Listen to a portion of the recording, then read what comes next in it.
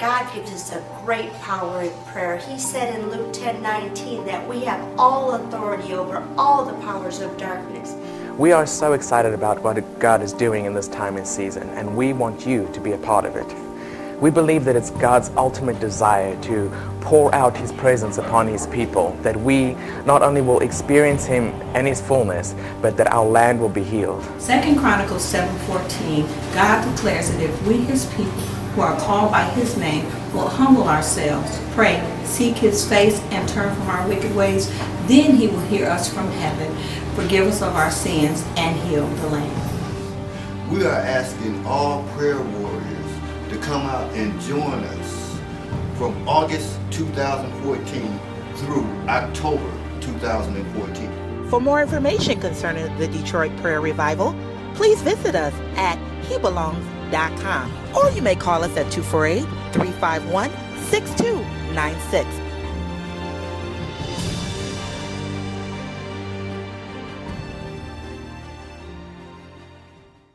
Hi, I'm Dr. Rhoda Byrd, and I'm here with the interviews for the Detroit Prayer Revival. I am the host for the Detroit Prayer Revival interviews. And today I have with me Dr. Terra Defoe. We are so excited that she took out time of her busy schedule to come and talk to us concerning the cares and concerns for the city of Detroit. So we want to welcome you, Dr. Defoe. Oh, thank you for having me. So excited. I mean, many may know you from your TV program. On the floor. On the Yes. floor with Dr. Terra Defoe, and also your book, which is Saving the Best Dance for Last. Thank you. Now, I'm going to keep it as formal as possible because I think we've known each other since elementary school. So that's a long time of knowing each other. At least. At least. So that's to let the viewers know that you are a native-born Detroiter. You didn't just fly in from Pennsylvania, Ohio, and start working for Detroit or for the state of Michigan. You've been here forever. Forever. All my life. All your life. Even though other people have tried to take you, you decided to stay and hang in there with us, so we're grateful. So today, there's several things I want to talk to you about, but one of the main things, or the beginning of this conversation, I wanted people to know who Dr. Terra Defoe is and how your journey started off as far as from school age on up to where you are today. And it started off, of course, with some of the information concerning your life and things that has happened to you in your book.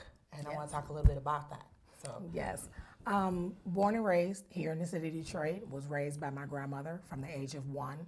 My mother was killed when she was 17 years old. Many knew the story of African-American woman who was found shot in the head, and her body was dumped in an alley back in 1975. So my grandmother raised me in the church, International Gospel Center, under the late Apostle Charles O. Miles. Still a member there today, under the new Pastor Marvin Miles, the son. And I think that was one of the biggest things that a person, or hardest thing that a person can experience, is, not having your mother. It's one thing not to have your father, but it's one thing to grow up and not have your mother. So that's a part of who is Terra Defoe. The other part was there was an age range where I was sexually abused by my father.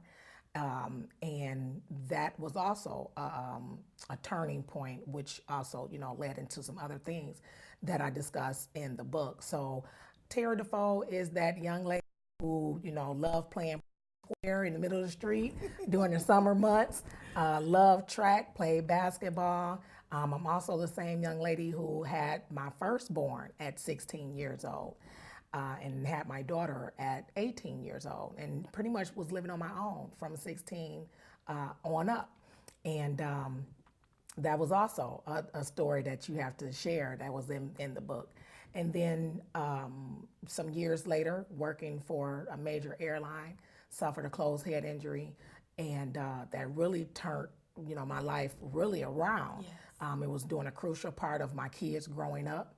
And then also me adjusting in life. This happened at the age of 19, And I really battled with the injury from 19, even to this day, but from 19, 20, 21, it was a rough season or a rough time for me. And so I'm still here. God has allowed me to continue to push for and to do those things that He has called me to do. So that is who Terra Defoe is. Well, I'm excited because in all that you've suffered, you've yet been consistent in standing in what you believe. Not only are you a doctor, but you also contribute to society as a chaplain. Yes. Working with the police station, Yes. and other, actually, I believe you did a chaplaincy for a college as well. Yes, yes. And serving as a chaplain for the Detroit Police Department is a high honor. You have the opportunity to attend roll calls with the officers before they hit the streets. When there's a shooting, whether it's an officer or even something that happens in the community, the chaplains are called to the scene, and you get to interact with the families that are, that were affected by what the crime was. The chaplains are called in during the time of negative influence to be a voice of peace and to be a voice of calmness. When I first started as a chaplain, of course I would get, you don't look like a chaplain, or you're too young to be a chaplain, and that was something. Too cute to be a chaplain. I appreciate that. Thank you. But it was an interesting struggle to be able to serve and to show people where my heart was, and my heart. I always wanted to be a police officer, but the time that I was going through becoming a police officer, that's when I was hit in the head working for the airlines. And so, again, my dream for myself to serve as an officer changed, but God didn't totally take it away from me. He allows me to serve as a chaplain. And it's funny when you said about your dream. I remember when you were going to school as a paralegal. Yes. And you completed that. And so Yes. it's always been about either business or some type of service to the community, and you've done awesome work with that. Looking back, it's interesting how God places you in positions and give you the heart to want to do certain things. As I was going through the challenges with my closed head injury, of course, it was a lawsuit that was, that drug on forever. And I wanted to know, what those attorneys knew. How do you know how to advocate for me when you're not the one who is suffering the injury? Right. And so the Lord put it in my heart to go to law school or to finish my degree for paralegal studies. And then He allowed me to also see that, going to work a 9 to 5 may not be the best for me, because there was, like I said, complications due to the closed head injury, where it was making it difficult for me to work a 9 to 5 because I still suffer from chronic headaches. I became dyslexic from the injury. I still had some other residues of the injury. And so it was kind of hard for me to go work a 9 to 5 job where I had to be certain places at a certain time and do a certain thing. So when employment became challenging, the Lord allowed me to be able to pretty much work from home, to turn my apartment into a office space where I was preparing divorces, I was preparing 501c3s, I was doing grant writing, and He allowed me to make, if not more money, being in an apartment than when I was working for, a law firm. So it was very interesting that God put that entrepreneurial spirit in me early, and becoming a paralegal to be able to advocate for people, because how can you advocate for someone if you don't know what they're actually dealing with?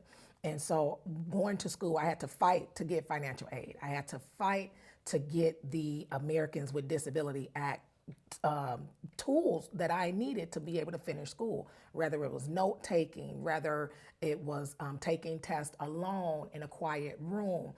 Those were things that, my neurologist had set aside for me to be able to do. And, fighting with a school to say, I have this disability and I need these accommodations. I didn't have an organization, coming to the school fighting for me. I had to be the voice for myself, and God allowed me to understand now how many others are in the same position that you're in. They have to fight for themselves, and there's no one to advocate for them. So that spirit of advocacy he placed in my heart early, not knowing that I would have to suffer a closed head injury to get there, but but it was interesting to see. And then now the positions that having that background, the law, the research, the writing, all of the reading and interpretation now has taken me to a place that I've never thought that I would be ever be. And again, I need to emphasize, you are a mother of 2 children. Yes. And you were a teenage mother accomplishing these awesome accomplishments. So it's possible for anyone that if they put their mind to it. And most of all, through the strength of the Lord, because he gives us strength and grace to do this type of stuff. There is no way that I could do the things that I was doing without God, and not realizing, coming up in church, we came up in the same church together, we heard the same messages, and, and coming up, I, listening to him, I never thought the stuff would apply to me, right? Because I didn't have, I didn't think I had any issues as a kid coming up, even though I did, but not realizing that, the Bible talks about those issues, and not understanding that whole prophecy, not understanding the laying of the hands as a child. But then as I got older, and even when I came away and walked away from the church in my teenage years, God still covered me. He still put things in me that allowed me to go get the resources, how to research, how to do things, and go and open up your mouth and speak. And then to come back to the church and know that he never left me, even though I left. He never left me. And he continued to put his angels around me, and knowing that the word of God never falls. So no matter where you are, whether you backslid, whether you want to be in church and don't know how to participate, God has never left us alone. He's always placed someone and something there for you. And we get the trick of the enemy who tells us that we are alone. Maybe because the friends that we want to be there, we are not experiencing their presence. And so we think that we are alone. But when you really start peeling that onion, you'll realize some of them friends needed to go anyway. Come on, girl, that's they needed, real. because they were a part of the problem of keeping you down. That's right. And so when you are exposed to some other elements, when you're exposed to other environments, God is letting you see, this is what I want for you. I don't want poverty for you. I don't want lack for you. I want you to have an abundant life. I want you to be happy. But for some reason, people think that as Christians, we're not supposed to be happy. We're not supposed to be prosperous. That leads me to your second book. I was like, speaking of advocacy and understanding the part that we're not alone, please tell us about that book. So the second book is You Never Walk Alone. Okay. And when I tell you, God made sure that I understood every part of You Do Not Walk Alone. And when he gave me the title in 2009, I picked the book up, I wrote it and thought it was finished, put it down. Now here we are, 2014, we're going to print. But I put it down at least 6-7 times. Wow. I changed it. I was trying to be sensitive to, comments that are made. And then the Lord finally said, stop. Wow. You will never get there. Stop. Wow. But what's in there is going to be enough to carry somebody else to their next level. So You Never Walk Alone. I shared, how I went through a year of not being employed.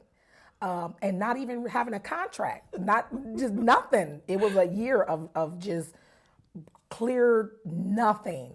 And not one time was my car repossessed. Not one time did my lights get shut off. I can't even try to explain, because some people would say that's impossible, but later for them, but not one time did God allow me to get to a place where I just threw up my hands and said, I can't do this Christian thing anymore. Oh, come on. And so he said, you never walk alone.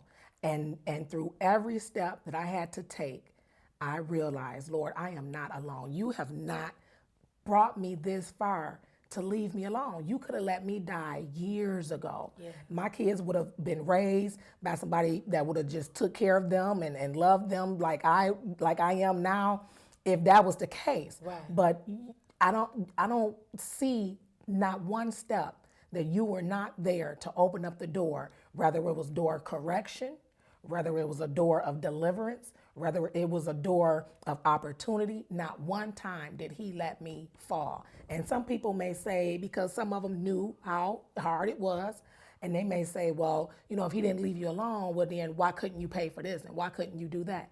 Because he let me see that he got my back. He's your source.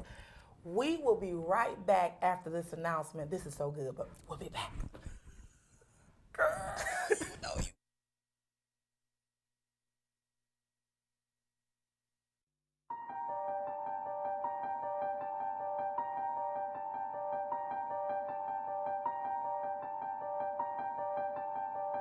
God gives us a great power in prayer. He said in Luke 10:19 that we have all authority over all the powers of darkness. We are so excited about what God is doing in this time and season, and we want you to be a part of it. We believe that it's God's ultimate desire to pour out His presence upon His people, that we not only will experience Him and His fullness, but that our land will be healed. 2 Chronicles 7:14, God declares that if we, His people, who are called by His name, will humble ourselves, pray, seek His face, and turn from our wicked ways, then He will hear us from heaven, forgive us of our sins, and heal the land. We are asking all prayer warriors to come out and join us from August 2014 through October 2014. For more information concerning the Detroit Prayer Revival, please visit us at hebelongs.com, or you may call us at 248-351-6296.